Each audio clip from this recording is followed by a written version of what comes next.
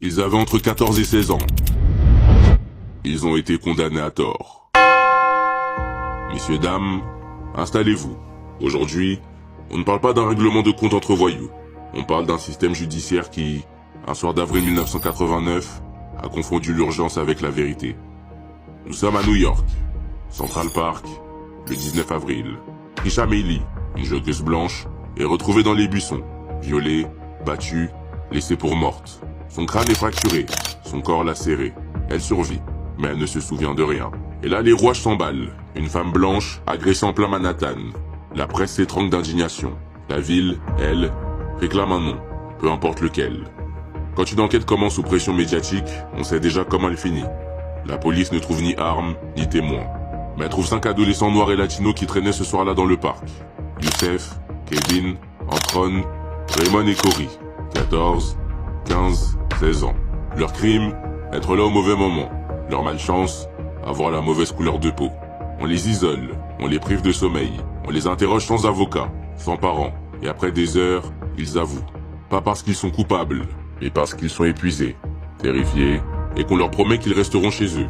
Imaginez, vous avez 15 ans, seul dans une salle d'interrogatoire, fatigué, affamé. Pas de parents, pas d'avocat. Juste un inspecteur en face, qui vous répète « Si tu signes, tu rentres chez toi. » On vous questionne pendant des heures, on vous isole, on vous montre des photos que vous ne comprenez pas. Et quand vous finissez par craquer, épuisé, la caméra se met enfin à tourner. Pour capturer une fausse confession. Mais une vraie victoire pour les enquêteurs. Mais ces aveux sont incohérents, se contredisent, et ne correspondent même pas aux faits. Un détail gênant? Absolument pas. La police a ce qu'elle veut. Et les preuves?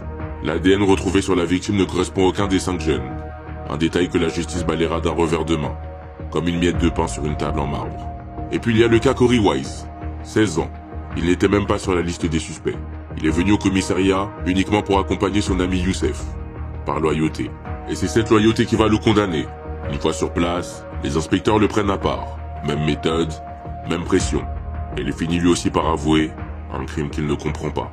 Il sera le seul envoyé en prison pour adultes. Et il y restera plus longtemps que les autres. Parce que parfois, accompagner un ami, c'est suffisant pour finir derrière les barreaux. Vient alors le procès. Un procès sous haute tension. Où la ville entière réclame du sang. La presse les surnomme The Central Park 5, les 5 de Central Park. Et les politiciens y voient un tremplin parfait. Un certain Donald Trump, alors mania de l'immobilier, débourse 85 000 $ pour publier une pleine page dans 4 journaux new-yorkais. Il y réclame le retour de la peine de mort. Oui, avant Twitter, Trump aimait déjà se faire entendre. Le jury n'a pas besoin de preuves, il a déjà un coupable tout désigné. Résultat, des peines de 5 à 15 ans de prison.